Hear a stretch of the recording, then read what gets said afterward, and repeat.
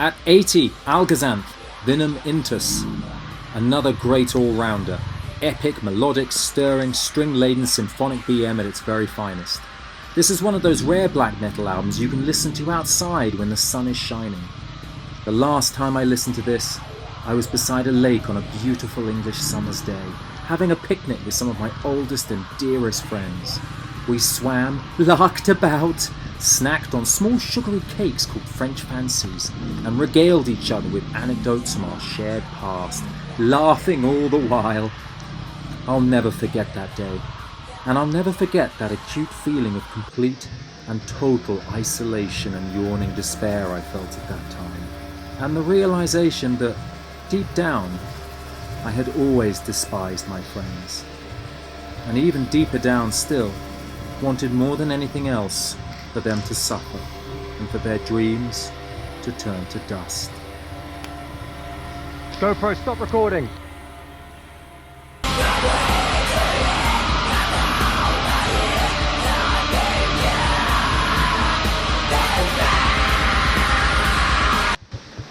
Huh?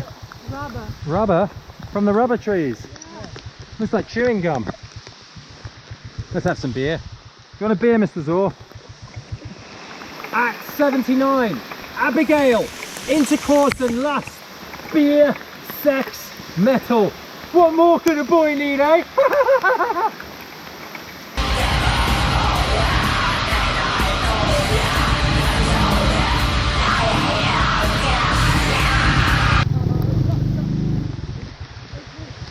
Are you okay?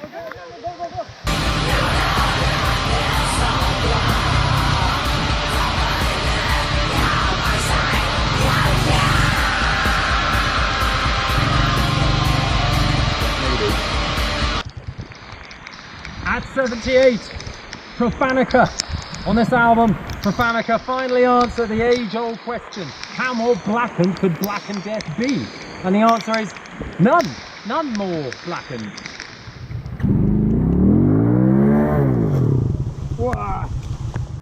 At 77, Poccolus. While we're busy spinning our wheels here, I thought I'd share with you a little project I've been working on. It's a reimagining of one of my favourite movies, The Wicker Man.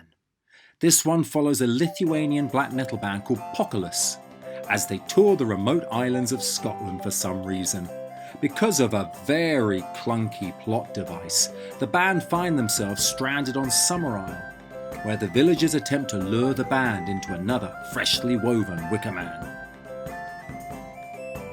But the villagers' sexy pagan dancing is no match for a meth-fueled black metal band possessed by the power of Satan, and Poccolus end up stabbing, shooting, garroting and bludgeoning their way through the village.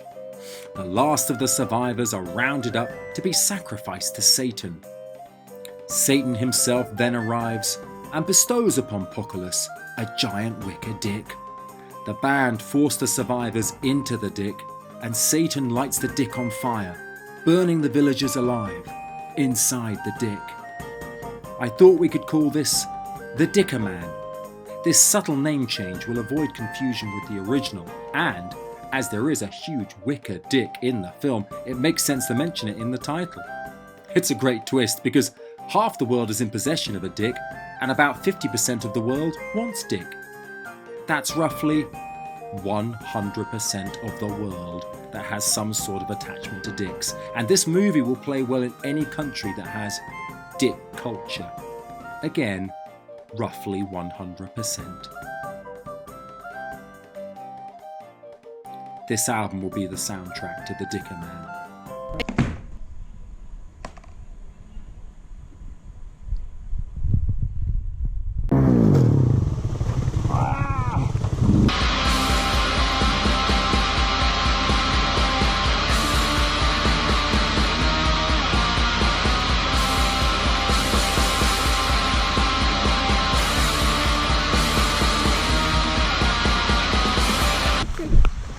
Staring at you.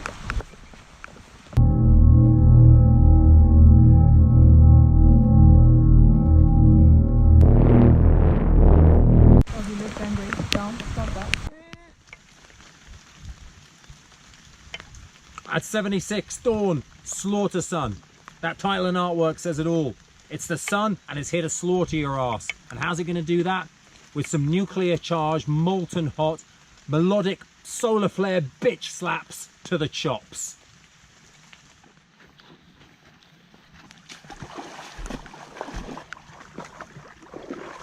Celtic Frost to Mega Therion. A really influential first wave album, this one. Gnarly vocals, sick riffs, lots of old school crowd pleasing anthems make for an early classic.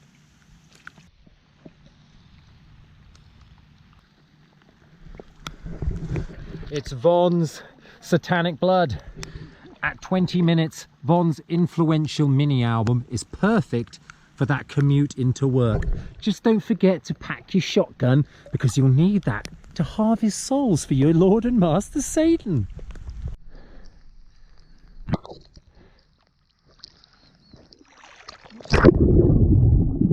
At 73, Ragnarok, A Rising Realm.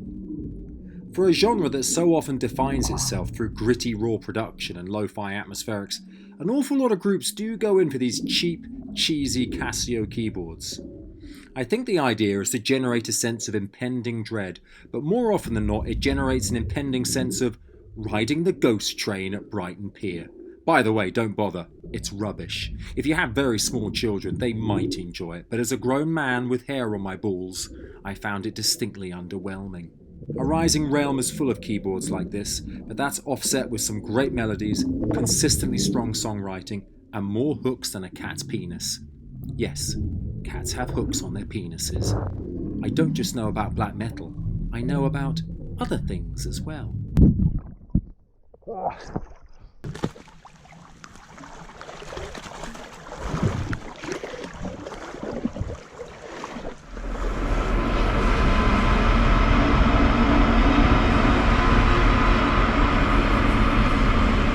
At 72, Old Wainds, Where the Snows Are Never Gone. 0 production values and -0 atmospheric temperatures in this raw as fuck bone chiller from Mother Russia.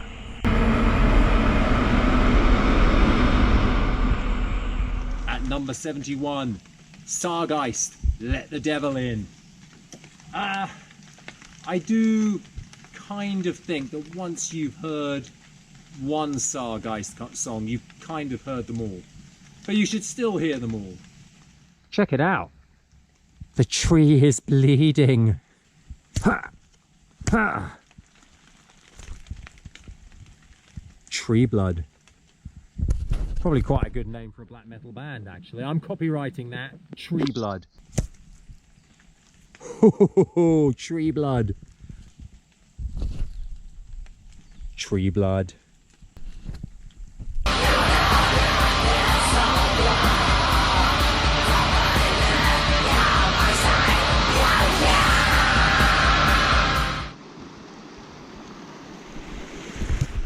Next up is Sad Legend, If you can get past the drippy name and wet blanket artwork, you'll find an album, a melodic black metal album that is all killer, no filler, and has tons of blackened soul.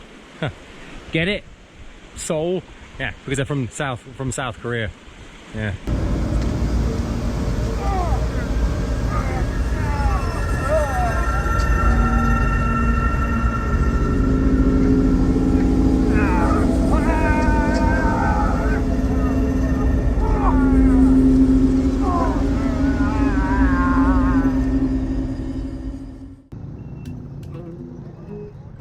At 69, Namrood, Heen Yadhar Ghasq. For me, the most shocking thing about Namrood isn't that they're a Saudi Arabian anti-theistic black metal band deliberately cloaked in total obscurity and anonymity. Let's face it, if you were in a Saudi Arabian black metal band, you'd do the same thing. It's the fact that despite the clandestine nature of the project and the inevitable limitations imposed on them, Namrood are pretty sick. Their Eastern string-washed Prince of Persia BM burns like the midday sun, whips you like a desert sandstorm, and gallops across the dunes like a camel that's really thirsty and really wants to get back to camp, have a drink of water, and relax.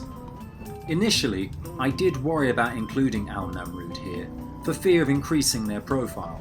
After all, if they were discovered, they'd pay for these Arabian bangers with their lives. But then I remembered that no one really watches this channel, it's mostly just friends and family, and it's not as if my parents are likely to dob Namrood into the Saudi authorities. They wouldn't do that. They're good people. In fact, if anyone's at risk here, it's probably me due to my irreverent attitude towards black metal throughout these videos. So, if you are watching this video, and you're thinking about tracking me down and murdering me, please don't. As I've already mentioned, I have parents who love me. Kill them instead.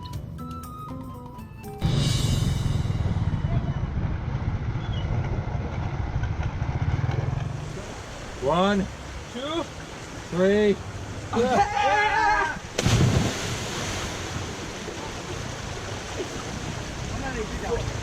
Goat semen.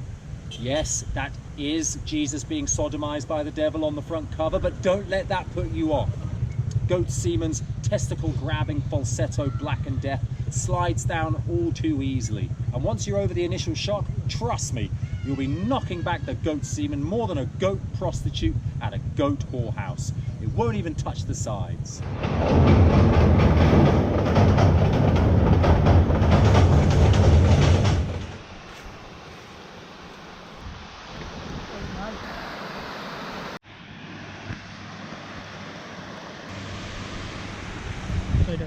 Really? Vampyr. Throne of the Beast. Well, forget about Twilight, the Gary Oldman one, Brad Pitt, or even Blade. This soundtrack's something far more visceral. I'm thinking specifically of that scene near the end of The Addiction. They ambush everyone, and everyone dies gory deaths, kicking and screaming.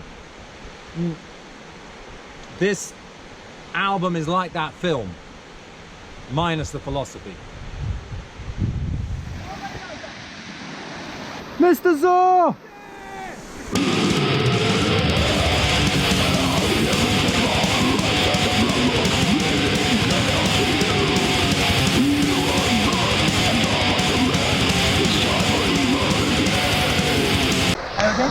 Oh, okay.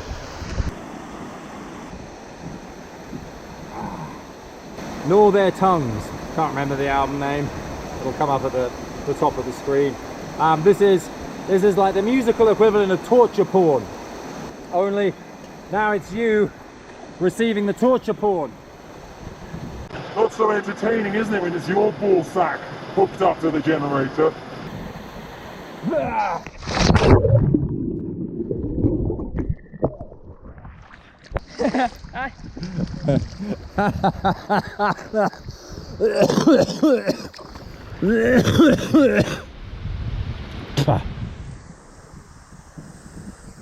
GoPro, stop recording. Burzum. Everyone loses their shit over the later two albums, and I do like Philosophem, I do like If the Light Takes Us, they're interesting albums, but I already have tinnitus, and I mean, that's fine, but I don't want to actively feed my tinnitus. And the songs on the debut album are recognizable as actual songs, as opposed to, you know, chunks of white noise chainsawed out of the ether, which is how I experience those later albums. Also, on this album, you've still got the ambient electronic stuff which Burzum is famed for, but it doesn't take up, you know, a third of the album. So yeah, for me, the debut's where it's at.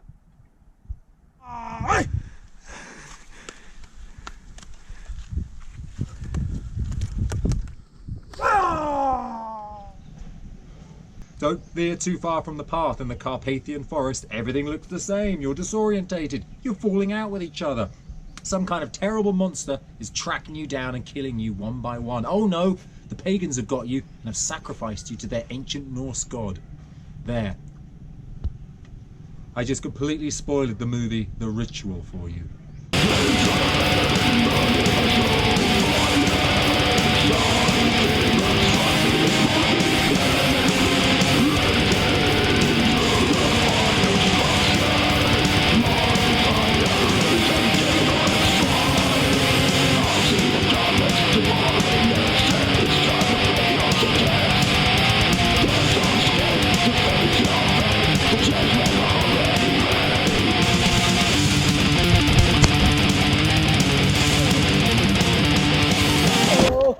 Oh no! GoPro, stop recording. At 63.6, this knotty, tightly wound, highly strung album sounds not a million miles away from their countrymen Death Spell Omega.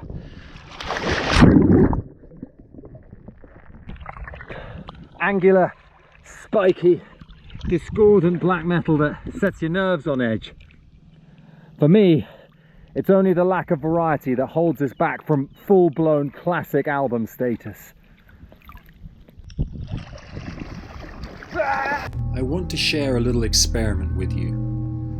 Stay up late tonight, really late, until around 4 AM. It will help if you have psychedelic drugs in your system, and it will definitely help if you're feeling depressed. Dim the lights and find a full-length mirror. Remove your clothes and stand naked in front of that mirror.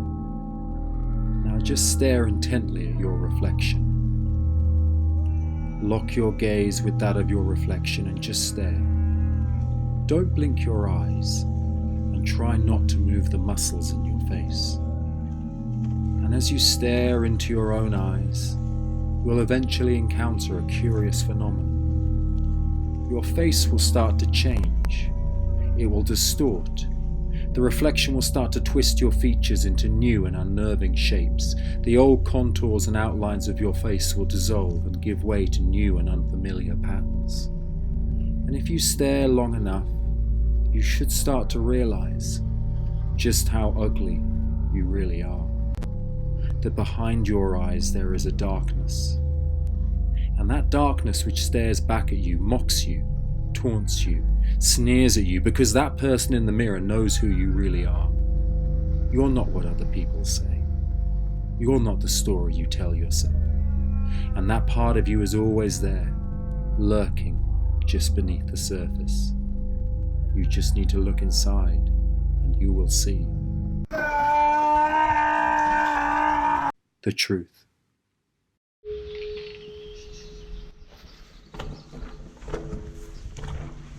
Dragged into sunlight, hatred for mankind, a dirty pint of noisy bloody death, shaken in a cement mixer and stirred with a dirty needle, and then thrown straight in your stupid bloody face. You don't even get to drink it. You don't even get to drink it. You don't even get to drink it. You don't even get to drink it. You don't even get to drink it. You don't even get to drink it. You don't even get to drink it. You don't even get to drink it.